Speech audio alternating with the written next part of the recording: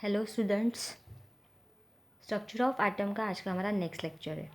इसके पहले के लेक्चर में हमने explanation of line emission spectra for hydrogen atom using bore theory ये टॉपिक हमने स्टडी किया था। ठीक है, मतलब हमने बोर थ्योरी का यूज़ करके हाइड्रोजन एटम का जो लाइन इमिशन स्पेक्ट्रा मिलता है उसकी हमने स्टडी की थी। Now we are going to study the limitations of Bohr model. जो बोर ने अपना एटॉमिक मॉडल दिया हुआ है उस एटॉमिक मॉडल के लिमिटेशंस क्या है। Limitations is nothing but a drawback and drawback is nothing but what the thing which is not explain by the Bohr model. ठीक है, बोर मॉडल जो चीज़ एक्सप्लेन नहीं कर पाया उसको हम उसके लिमिटेशंस और ड्रॉबैक्स बोलते। ठीक है, मतलब उसका एटॉमिक मॉडल जो जो चीज़ें एक्सप्लेन नहीं कर सकता उसको हम लिमिटेशंस में डालते, उसके ड्रॉबैक्स में डालते। ठीक है, तो देखो बोर मॉडल के कौन से लिमिटेशंस हैं। Now first limitation is what bore atomic model failed to account for a finer details of the hydrogen atom spectrum observed in a sophisticated spectroscope experiment। जो सोफेस्टिकेटेड स्पेक्ट्रोस्कोप एक्सपेरिमेंट था उस sophisticated spectroscope experiment में hydrogen atom spectrum के लिए जो जो फाइनर detail मिली, जो बारीक बारीक जो डिटेल्स मिली उसके बारे में बोर एटॉमिक मॉडल एक्सप्लेन नहीं कर पाया। और आपको मैंने इसके पहले भी बताया था कि आप स्पेक्ट्रोमीटर के हेल्प से एटम की स्टडी, मॉलिक्यूल की स्टडी आराम से कर सकते हो। ठीक है, उससे हमें जो जो मतलब स्पेक्ट्रोमीटर की हेल्प से हम पूरा डिटेल स्टडी उस एटम के बारे में कर सकते हैं। और वैसे भी spectroscopy it's a very very vast. So first postulate क्या है कि जो सोफेस्टिकेटेड जो स्पेक्ट्रोस्कोप एक्सपेरिमेंट था उस सोफेस्टिकेटेड स्पेक्ट्रोस्कोप एक्सपेरिमेंट में हाइड्रोजन स्पेक्ट्रम की जो जो फाइनर डिटेल्स मिली, जो बारीक बारीक डिटेल्स मिली, उस डिटेल के बारे में बोर एटॉमिक मॉडल जो है वो एक्सप्लेन नहीं कर पाया। ठीक है, वो फेल हो गया, तो ये उसका लिमिटेशन हो गया। ठीक है, मतलब अब बोर ने अपना एटॉमिक मॉडल दिया तो उसने सारी फाइन जो छोटी छोटी चीज़ें हाइड्रोजन एटम के बारे में स्पेक्ट्रम, हाइड्रोजन एटम के स्पेक्ट्रम के बारे में वो पूरा एक्सप्लेन करना चाहिए। बट जो सोफेस्टिकेटेड स्पेक्ट्रोमीटर एक्सपेरिमेंट से, सोफेस्टिकेटेड स्पेक्ट्रोस्कोप एक्सपेरिमेंट से जो जो इन्फॉर्मेशन मिली है उस इन्फॉर्मेशन के बारे में बोर का मॉडल कोई भी एक्सप्लेनेशन नहीं दे पाया, इसलिए इसका लिमिटेशंस और ड्रॉबैक है। Now second postulate Bohr model was unable to explain the spectrum of atom other than hydrogen। And सबसे इम्पॉर्टेंट चीज़ कि बोर का मॉडल सिर्फ हाइड्रोजन एटम का ही स्पेक्ट्रा एक्सप्लेन करता है, बट हाइड्रोजन के अलावा कोई दूसरे एटम का स्पेक्ट्रा वो एक्सप्लेन नहीं कर पाता। It is unable to explain the spectrum of atom other than hydrogen. Hydrogen के अलावा कोई दूसरे एटम का स्पेक्ट्रा वो एक्सप्लेन नहीं कर पा सकता, अनएबल है to explain the spectrum of atom of other than hydrogen. ठीक है, it is unable to explain the spectra of other atoms other than hydrogen. Hydrogen को छोड़ के बाकी दूसरे कोई भी एटम का स्पेक्ट्रा वो एक्सप्लेन नहीं कर पाता। ठीक है, तो ये उसका सेकेंड लिमिटेशन हो गया। ठीक है, वैसे तो उसने सारे एटम का जितने भी एटम्स है हाइड्रोजन के अलावा उन सब का स्पेक्ट्रा उसने एक्सप्लेन करना चाहिए। ठीक है, बट उसने सिर्फ हाइड्रोजन का स्पेक्ट्रा एक्सप्लेन किया, बाकी एटम के स्पेक्ट्रा के बारे में उसने इन्फॉर्मेशन नहीं दी। नाउ थर्ड लिमिटेशन देखो, Bohr theory could not explain the splitting of spectral line in the presence of magnetic field that is Zeeman effect और electric field that is a Stark effect. Bohr theory जो है वो explain नहीं कर पाई। क्या explain नहीं कर पाई? Splitting of spectral line in the presence of magnetic field. जब हाइड्रोजन का स्पेक्ट्रा स्टडी किया गया तो उसकी जो इन्फॉर्मेशन है वो हमें स्पेक्ट्रल लाइन के फॉर्म में मिली थी, बट वो स्पेक्ट्रल लाइन के सराउंडिंग में, मतलब उसके आजू बाजू में उसके अगर हमने मैग्नेटिक फील्ड का प्रेजेंस अगर रख दिया तो स्पेक्ट्रल लाइन का स्प्लिटिंग होता, तो उस that is called as a Zeeman effect. मतलब मैग्नेटिक फील्ड के प्रेजेंस में स्पेक्ट्रल लाइन का अगर स्प्लिटिंग हो रहा है तो that is called as a Zeeman effect, but that Zeeman effect does not explain by the Bohr theory. मतलब ऐसा होता है कि अगर हाइड्रोजन एटम के जो स्पेक्ट्रम में जो स्पेक्ट्रल लाइन मिलती है वो मैग्नेटिक फील्ड के प्रेजेंस में अगर रख दो तो उसका स्प्लिटिंग होता है। ठीक है, तो इसके बारे में एक्सप्लेनेशन बोर थ्योरी नहीं दे पा कि एग्जैक्टली ऐसा क्यों होता है। ठीक है, और इसका नाम, उस इफेक्ट का नाम क्या गया, जीमन इफेक्ट। अगर वही स्पेक्ट्रल लाइन अगर हमने इलेक्ट्रिक फील्ड के प्रेजेंस में रखी तो उसमें भी उसका स्प्लिटिंग होता है, ठीक है, तो उसको बोलते हैं स्टार्क इफेक्ट। तो ये जो दोनों इफेक्ट है, ठीक है, मतलब जो स्पेक्ट्रल लाइन का जो स्प्लिटिंग होता है in presence of magnetic field and electric field, that means Zeeman effect and Stark effect, तो इसके बारे में वो एक्सप्लेनेशन नहीं दे पाया। ये उसका थर्ड ड्रॉबैक है, थर्ड लिमिटेशन है। Now fourth point, Bohr theory failed to explain the ability of atom to form some molecule by chemical bond. Bohr theory जो है वो फेल हो गई है किसमें, टू एक्सप्लेन, क्या एक्सप्लेन करने के लिए वो फेल हुई है, the ability of atom to form some molecule by chemical bond. मतलब एटम जो है उसकी एबिलिटी होती है कि वो क्या क्या करता है, मॉलिक्यूल फॉर्म करता है, कैसे, बाय केमिकल बॉन्ड से। मतलब एटम्स जो है वो एक दूसरे के साथ केमिकली ज्वाइन होते हैं, वो एक दूसरे के साथ केमिकल बॉन्ड से अटैच होकर मॉलिक्यूल फॉर्म करते हैं, ठीक है। तो ये जो एटम की एबिलिटी है वो बोर थ्योरी एक्सप्लेन नहीं कर पाया, and it was therefore thought that a better theory was needed to explain salient features of atomic structure, ठीक है। So it was therefore thought that, इसकी वजह से सोचा गया कि a better theory was needed, हमें और ज़्यादा बेटर थ्योरी की ज़रूरत है to explain the salient features of atomic structure. Atomic structure के साइलेंट फीचर्स, मतलब जो जो इंपॉर्टेंट फीचर्स है वो एक्सप्लेन करने के लिए हमें एक बेटर थ्योरी की रिक्वायरमेंट है, ठीक है, एक बेटर थ्योरी हमें चाहिए, ठीक है। It was therefore thought that, इसलिए ये सोचा गया कि हमें एक और बेटर थ्योरी की ज़रूरत है, इसलिए to explain the salient features of atomic structure, atomic structure के साइलेंट फीचर को एक्सप्लेन करने के लिए। ओके, नाउ नेक्स्ट पॉइंट, ये हो गए हमारे चारों फीचर्स। तो आई होप आपको समझ में आ गया होगा कि हमें चारों फीचर्स में क्या स्टडी किया। हमने पहले इसमें क्या स्टडी किया था, सबसे पहला जो था उस फर्स्ट पॉइंट ये था लिमिटेशन का कि जो सोफेस्टिकेटेड स्पेक्ट्रोस्कोप एक्सपेरिमेंट में जो फाइनल डिटेल्स हमें एटॉमिक स्पेक्ट्रम के बारे में मिली थी हाइड्रोजन के, तो वो बोर थ्योरी एक्सप्लेन नहीं कर पाया था। सेकेंड, उसका स्पेक्ट्रम फॉर हाइड्रोजन एटम ही था, बाकी के स्पेक्ट्रम के बारे में एक्सप्लेन नहीं कर पाया। ओके, देन उसके बाद थर्ड पॉइंट ये था कि does not explain about the Zeeman effect and Stark effect. What is Zeeman effect, the splitting of spectral line in presence of magnetic field, and what is Stark effect, the splitting of spectral line in presence of electric field. तो ये जो दोनों effect है वो atom की spectral line show करती है, इसके बट वो इफेक्ट बोर थ्योरी एक्सप्लेन नहीं कर पाया, तो इसलिए वो थर्ड ड्रॉबैक है। फोर्थ ड्रॉबैक ये है कि एटम की जो एबिलिटी होती है दूसरे एटम के साथ ज्वाइन होकर मॉलिक्यूल बनाना बाय केमिकल बॉन्ड से, तो ये भी एबिलिटी एटम की बोर थ्योरी एक्सप्लेन नहीं कर पाया, और इसके वजह से फिर बेटर थ्योरी की ज़रूरत पड़ी to explain the salient features of atomic structure.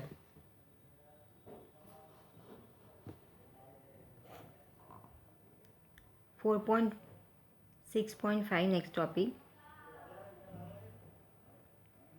Reasons for failure of Bohr model. So next topic जो अभी बताया मैंने आपको, reasons for failure of Bohr model. Bohr model के फेल्यूर के लिए कौन सा रीज़न है, ये reasons for failure of Bohr model. Bohr ने जो मॉडल दिया है उस बोर मॉडल के फेल्यूर के पीछे क्या रीज़न है, why this Bohr model get fail, ठीक है, वो फेल क्यों हुआ। तो देखो, with the limitation of Bohr model for hydrogen atom became transparent. आपको पता है कि जो बोर मॉडल के जो लिमिटेशन से, बोर मॉडल जो दिया हुआ है फॉर हाइड्रोजन एटम, उसके जो लिमिटेशन है वो कैसे ट्रांसपेरेंट है।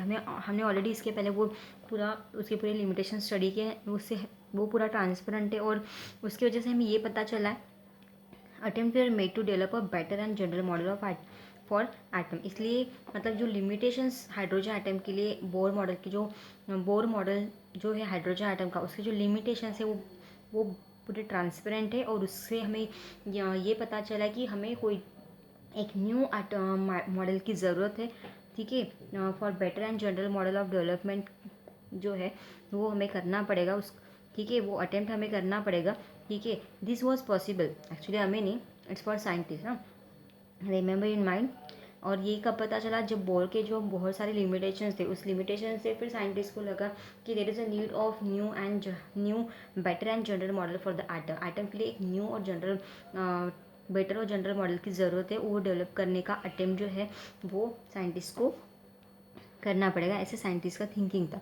एंड दिस वॉज पॉसिबल, और ये पॉसिबल भी हुआ because of two important development took place after the Bohr model was postulated. जब बोर का मॉडल जब पॉस्टुलेट हुआ था, मतलब जब उसके पॉस्टुलेट्स आए थे, उसके साथ में मतलब उसके बाद बोर मॉडल के पॉस्टुलेट्स के बाद दो इम्पॉर्टेंट डेवलपमेंट हुई थी, ठीक है। और उस दो इम्पॉर्टेंट डेवलपमेंट के वजह से उसका एक नया मॉडल बनना, मतलब नया और बेटर मॉडल बनने का जो अटेम्प्ट था वो पॉसिबल था, ठीक है।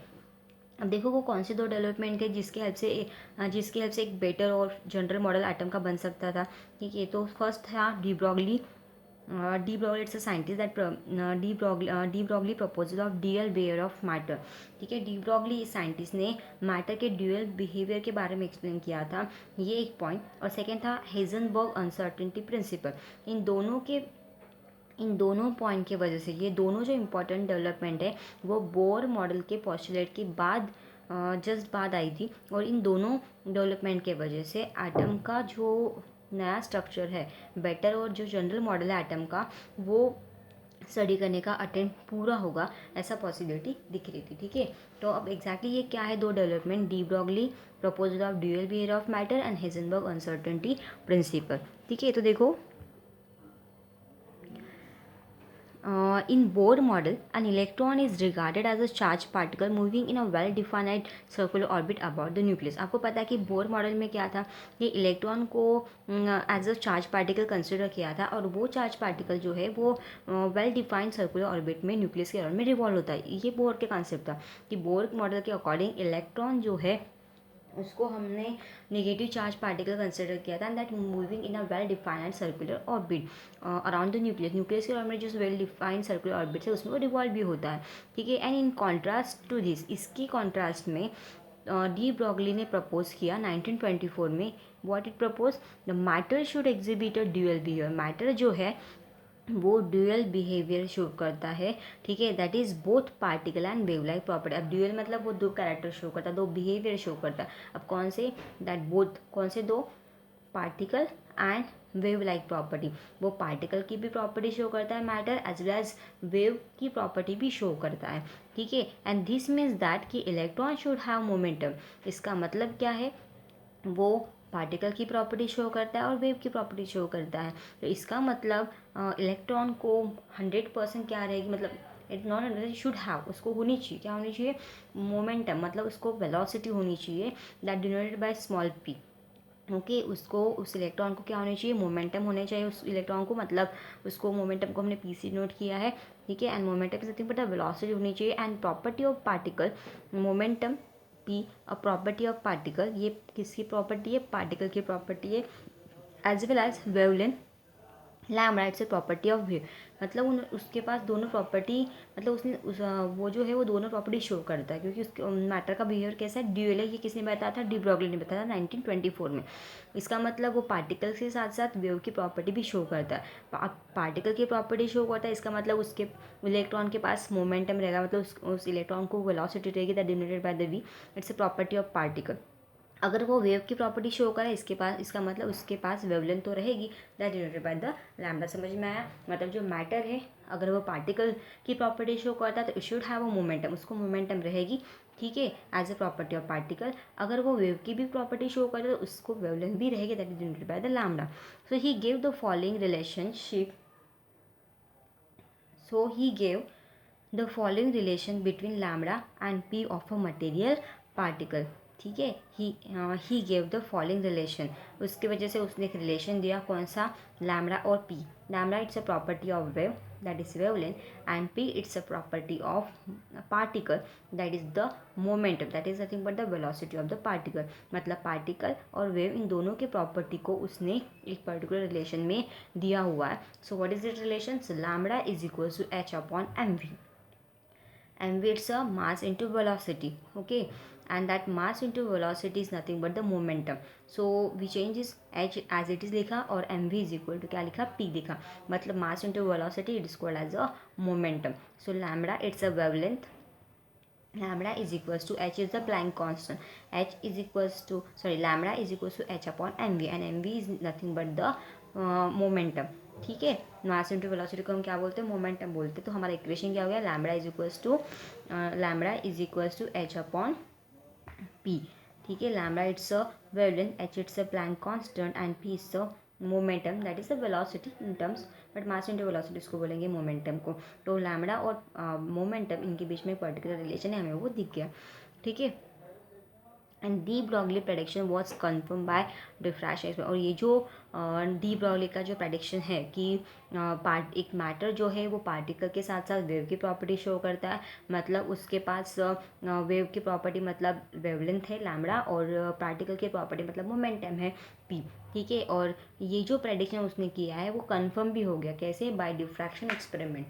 ठीक है, डिफ्रैक्शन का जो एक्सपेरिमेंट परफॉर्म हुआ है, तो उस मतलब जो डिफ्रैक्शन का एक्सपेरिमेंट था, उस डिफ्रैक्शन के एक्सपेरिमेंट से कंफर्म भी हो गया था डी ब्रॉगली का प्रेडिक्शन। मतलब डी ब्रॉगली ने जो प्रेडिक्ट किया था, जो इक्वेशन हमें दिया था lambda is equal to H upon P, मतलब मैटर दोनों प्रॉपर्टी शो करता है, पार्टिकल की और वेव की। तो ये जो डी ब्रॉगली का प्रेडिक्शन है वो 100% हो गया, कन्फर्म हो गया। किसके हेल्प से, डिफ्रैक्शन के एक्सपेरिमेंट से, मतलब वेव की प्रॉपर्टी जो है वो कन्फर्म हो गई। ठीक है, हम आपको इंटरनेट में फ्रेंड दिया, तो आपको ऑब्वियसली इंटरनेट के मतलब इंटरनेट के हेल्प से आपको कौन सी इन्फॉर्मेशन कलेक्ट करनी है about the structure of atom. तो आई होप आपको ये कलेक्ट कर सकते हो। ठीक है, तो इंटरनेट में जाके स्ट्रक्चर ऑफ एटम की इन्फॉर्मेशन आप कलेक्ट करो। Now next point, in the year 1927 में Werner Heisenberg stated the uncertainty principle. ठीक है, 1927 में वर्नर हेजनबर्ग जो था उसने अनसर्टेनिटी प्रिंसिपल स्टडी किया था। 1924 में डी ब्रॉगली आया था, एंड 1927 में वर्नर हेजनबर्ग आया था, उसने अपना एक अनसर्टेनिटी प्रिंसिपल दिया। सो what is the statement of that, it is impossible to determine simultaneously the exact position and exact momentum of an electron. ठीक है, इट इज़ इम्पॉसिबल, क्या इम्पॉसिबल है, to determine a simultaneously exact position and exact momentum of an electron. Electron की exact position और exact momentum क्या है। ठीक है, it is impossible to determine a simultaneously exact position exact momentum of an electron. Electron की exact position क्या है, उसका एग्जैक्ट मोमेंटम क्या है, वो साइमल्टेनियसली डिटरमाइन करना इम्पॉसिबल है। ठीक है, ये वर्नर हेजनबर्ग का प्रिंसिपल है। अनसर्टेन, अनसर्टेन मतलब जो चीज़ पॉसिबल नहीं है, अनसर्टेन है। ठीक है, अब कौन सी चीज़ अनसर्टेन है, कि इलेक्ट्रॉन की एग्जैक्ट पोजिशन और इलेक्ट्रॉन का एग्जैक्ट मोमेंटम मतलब वेलोसिटी साइमल्टेनियसली डिटरमाइन करना वो पॉसिबल नहीं है। ये हेजनबर्ग का प्रिंसिपल है। ठीक है, and in other word the position and momentum, दूसरे वर्ड में इसका मीनिंग है जो मैंने आपको अभी बताया। In other word the position and momentum of an electron can not be determine with the same certainty. मतलब इलेक्ट्रॉन का मोमेंटम और इलेक्ट्रॉन की पोजिशन एक साथ डिटरमाइन करना विद द सेम सर्टेनिटी, मतलब दोनों को इक्वल राइट देना, मतलब दोनों को एग्जैक्टली डिटरमाइन करना, वो भी एक साथ। ठीक है, वो पॉसिबल नहीं है, मतलब विथ सेम सर्टेनिटी। सर्टेनिटी मतलब श्योरिटी से उस दोनों चीज़ों को एक साथ ढूंढना, इट इज़ नॉट पॉसिबल। दोनों चीज़ों को एक साथ डिटरमाइन करना, वो भी श्योरिटी से, तो वो पॉसिबल नहीं है, ये इसका मीनिंग है। And if the certainty of determination of one property of one of the two properties है, अगर दोनों में से कोई एक प्रॉपर्टी का डिटर्मिनेशन अगर सर्टेन है, उसकी सर्टेनिटी मतलब श्योरिटी है कि 100% ये प्रॉपर्टी, हम दो में से एक प्रॉपर्टी श्योरिटी से हम डिटरमाइन कर सकते हैं, मतलब एक की डिटर्मिनेशन की प्रॉपर्टी, मतलब एक का जो डिटर्मिनेशन की जो सर्टेनिटी है, जो श्योरिटी वो हाई है, तो इट मीन्स दैट कि दूसरा जो प्रॉपर्टी रहेगा उसकी जो डिटर्मिनेशन की सर्टेनिटी है वो कम रहेगी। ठीक है, so it means that the uncertainty of it determination is low. इसका मतलब क्या है कि अगर दोनों में से एक प्रॉपर्टी को अगर हम श्योरिटी से डिटरमाइन करते हैं, ठीक है, दोनों में से कोई एक प्रॉपर्टी को अगर हम सर्टेनिटी से डिटरमाइन करते हैं, तो मतलब जिस एक की डिटर्मिनेशन की सर्टेनिटी श्योरिटी अगर हाई है, तो ऑब्वियसली दूसरी जो प्रॉपर्टी उसकी अनसर्टेनिटी जो है वो लो रहेगी, मतलब उसको हम अच्छे से डिटरमाइन नहीं कर पाएंगे। इसका मतलब हम दोनों को एक साथ डिटरमाइन नहीं करते, कोई भी एक अच्छी तरीके से होगी और दूसरी जो है वो अच्छी से डिटरमाइन नहीं होगी। In that case the uncertainty of determination of the other property is very high. ठीक है, तो वही एक्सप्लेन किया कि in that case the uncertainty of determination of other property is very high, मतलब एक प्रॉपर्टी का डिटर्मिनेशन सर्टेनली होगा और दूसरे का डिटर्मिनेशन अनसर्टेनली होगा, मतलब एक श्योरिटी से होगा और दूसरा श्योरिटी से नहीं होगा। इसका मतलब यही हुआ कि दोनों प्रॉपर्टी को हम एक साथ अच्छे से डिटरमाइन नहीं कर सकते। Mathematically Heisenberg uncertainty uncertainty principle is express as, ठीक है। मैथमेटिकली जो हेजनबर्ग का अनसर्टेनिटी प्रिंसिपल है उसको हम कैसे एक्सप्रेस करते हुए देखो, मतलब मैथमेटिकल टर्म में उसने अपना जो एक्सप्लेनेशन है वो अपना जो उसने अनसर्टेनिटी प्रिंसिपल दिया, जो स्टेटमेंट है उसको मैथमेटिकली उसने बताया, एक्सप्रेस किया। देखो delta x into delta P x is always greater than equal to h upon 4 pi. So you know variable p, that is momentum, is nothing but the mass into velocity. So in place of momentum he places a mass into velocity. So delta x into delta m. And what is delta x?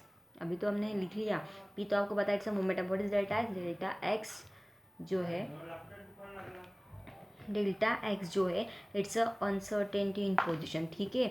मतलब वैसे भी उसने कहा ना कि दो point जो है वो एक्सप्लेन नहीं कर पाता, एक उसकी पोजीशन और दूसरे उसकी वेलोसिटी। एग्जैक्ट पोजीशन और एग्जैक्ट पोजीशन उसकी एग्जैक्ट पोजीशन और एग्जैक्ट मोमेंटम जो है वो डिटरमाइन नहीं कर पाता, ठीक है। सो डेल्टा एक्स जो है it's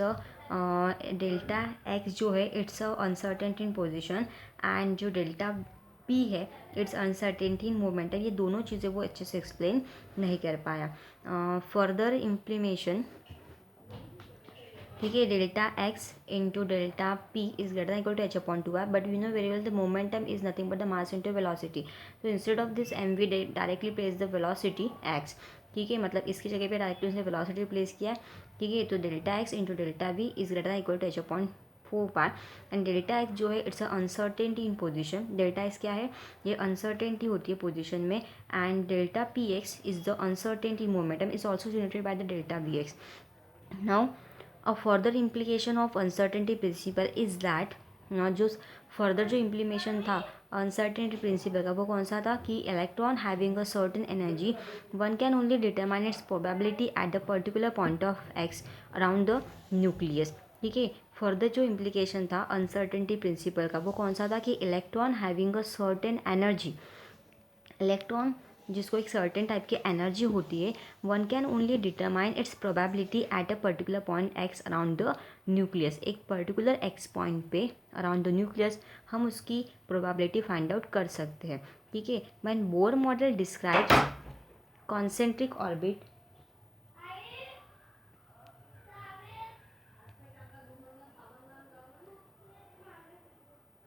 a further implication of uncertainty principle जो था is that for electron having a certain energy one can only determine, मतलब जो इलेक्ट्रॉन उसको पर्टिकुलर एनर्जी अगर है तो उसकी हम सिर्फ प्रोबेबिलिटी डिटरमाइन कर सकते हैं, वो भी पॉइंट एक्स के अराउंड में around the nucleus. And Bohr model describes a concentric orbit. Bore जो है, बोर का जो मॉडल है वो क्या डिस्क्राइब करता है? Concentric orbit as well as defined path of electron rotating about the nucleus and calculate the energy of electron occupied this orbit. मतलब बोर का जो मॉडल है वो क्या डिटरमाइन करता है, और जो अनसर्टेनिटी प्रिंसिपल क्या डिटरमाइन करता है, जिसके पास एनर्जी है उसकी प्रोबेबिलिटी जो होती है एक एक्स पॉइंट पे अराउंड न्यूक्लियस वही डिटरमाइन करता है। मतलब एक पॉइंट एक्स उसके जो भी न्यूक्लियस के अराउंड में है वो पॉइंट, उसी पॉइंट के ऊपर वो प्रोबेबिलिटी डिटरमाइन कर सकता है उस इलेक्ट्रॉन की जिसके पास एनर्जी है। और बोर जो है वो तो पूरा डिस्क्राइब करता है कि बोर का मतलब क्या डिस्क्राइब करता है कि कॉन्सेंट्रिक ऑर्बिट, ठीक है, इलेक्ट्रॉन की कॉन्सेंट्रिक ऑर्बिट क्या है, उसकी डिफाइंड पाथ कौन सी है जो रोटेट होता है न्यूक्लियस के अराउंड में, फिर उसके साथ उसकी एनर्जी क्या है, वो सारी चीज़ें वो कैलकुलेट करता है। मतलब इलेक्ट्रॉन कौन से कॉन्सेंट्रिक ऑर्बिट में रिवॉल्व होता है, उसका पाथ क्या है रोटेटिंग का, उसकी एनर्जी क्या है, ये सारी चीज़ें वो, मतलब वो कौन सा ऑर्बिटल ऑक्यूपाई करता है, ये सब इंफॉर्मेशन वो हमें देता है कौन? बोर मॉडल, ठीक है। और जो अनसर्टेनिटी प्रिंसिपल है वो एक ही पॉइंट का एक पर्टिकुलर पॉइंट चूज करके उसके अराउंड में प्रोबेबिलिटी वो फाइंड आउट करके देता है। So Bohr model assume that both position and momentum of the electron in hydrogen atom are known exactly at the same time। वो एक ही टाइम पे पोजीशन भी बताता है और मोमेंटम भी बताता है इन हाइड्रोजन एटम के लिए, and which ruled out by the Heisenberg uncertainty principal. वो पॉइंट रूल आउट कर दिया हेजनबर्ग अनसर्टेनिटी प्रिंसिपल ने। उसने ये कहा कि दोनों प्रॉपर्टी को हम एक साथ मेजर नहीं कर सकते, पोजीशन और एज वेल एज मोमेंटम को, क्योंकि अगर दोनों चीज़ को एक साथ किया, दोनों चीज़ में से कोई भी एक ही चीज़ अच्छी होती है, एक ही चीज़ श्योरिटी से हम डिटरमाइन कर सकते, दूसरी चीज़ को हम डिटरमाइन नहीं कर सकते, इसलिए ये बोर का मॉडल रूल्ड हो गया। बोर का मॉडल जो है वो आगे नहीं चला। रूल्ड आउट होना मतलब आगे नहीं चलना। No attempt was made to extend the Bohr model, no attempt was made to extend the Bohr model to other item. ठीक है, इसलिए जो बोर का जो मॉडल है उसको आगे एक्सटेंड नहीं किया बाकी सब आइटम के लिए, क्योंकि वो ये पॉइंट एक्सप्लेन नहीं कर पाया था, इसलिए फिर बोर का मॉडल बाकी सारे आइटम के लिए अप्लाई नहीं किया गया। ठीक है, या फिर उसका अटेम्प्ट ही नहीं किया गया बोर मॉडल को आगे कंटिन्यू करने का बाकी आइटम का स्पेक्ट्रा एक्सप्लेन करने के लिए। ठीक है, कौन सा पॉइंट था कि पोजीशन और मोमेंटम दोनों एक साथ वो डिटरमाइन करना पॉसिबल नहीं है, बट बोर ने वो किया था, बट एग्जैक्टली वो पॉसिबल नहीं है, it's given by the uncertainty principle. ठीक है, इसके वजह से फिर बोर का मॉडल एक्सटेंड नहीं हुआ और बाकी आइटम के लिए वो अप्लाई भी नहीं किया गया। A different approach to atomic model which could account for particle duality of matter and consistent with Heisenberg uncertainty principle was required. एक डिफरेंट अप्रोच जो था एटॉमिक मॉडल के लिए which could account for particle duality of matter and consistent with Heisenberg uncertainty principle was required. इसकी वजह से हमें एक डिफरेंट अप्रोच पता चला, वो रिक्वायर्ड भी था। कौन सा? एक तो पार्टिकल की ड्यूअलिटी, ठीक है, duality of matter as well as Heisenberg uncertainty principle, ये दोनों चीज़ें हमें पता चली and this become possible with the development of quantum mechanics. इसकी वजह से फिर ठीक है, ये चीज़ें हमें रिक्वायर थी और साथ साथ में हमें क्वांटम मैकेनिक्स भी, मतलब इसके हेल्प से, ये दोनों चीज़ों के हेल्प से डेवलपमेंट ऑफ क्वांटम मैकेनिक्स भी पॉसिबल हुआ। ठीक है, जो इलेक्ट्रॉन की पोजीशन जो है वो एग्जैक्टली हमें पोजीशन उसकी मोमेंटम में एग्जैक्टली पता चले। ठीक है, मतलब ये जो दोनों डेवलपमेंट है उसके हेल्प से क्वांटम मैकेनिक्स डेवलप हुआ और उसके हेल्प से फिर पोजीशन और मोमेंटम जो है इलेक्ट्रॉन का वो इजीली फाइंड आउट करना पॉसिबल हुआ, तो वो हम आगे की इसमें देखेंगे। ठीक है, तो इन शॉर्ट में आपको समझ में आ गया मुझे क्या है, मतलब इस डी ब्रॉगली मतलब सॉरी बोर मॉडल के लिमिटेशंस क्या आते हैं। एक तो ड्यूअल नेचर मैटर, मतलब पार्टिकुलर वेव, इन दोनों के प्रॉपर्टी जो है वो इलेक्ट्रॉन जो है वो मतलब मैटर जो है वो दोनों की प्रॉपर्टीज होता है, वेव के एज वेल एज पार्टिकल की, ये पॉइंट। और दूसरा अनसर्टेन प्रिंसिपल, मतलब एग्जैक्ट पोजीशन और एग्जैक्ट मोमेंटम एक साथ एक ही टाइम में डिटरमाइन करना इम्पॉसिबल है। तो ये दोनों चीज़ें जो है वो बोर मॉडल नहीं दे पाया और वो इसलिए बोर का मॉडल आगे एक्सटेंड भी नहीं हुआ बाकी आइटम के लिए और वो वहीं पे रूल आउट हो गया।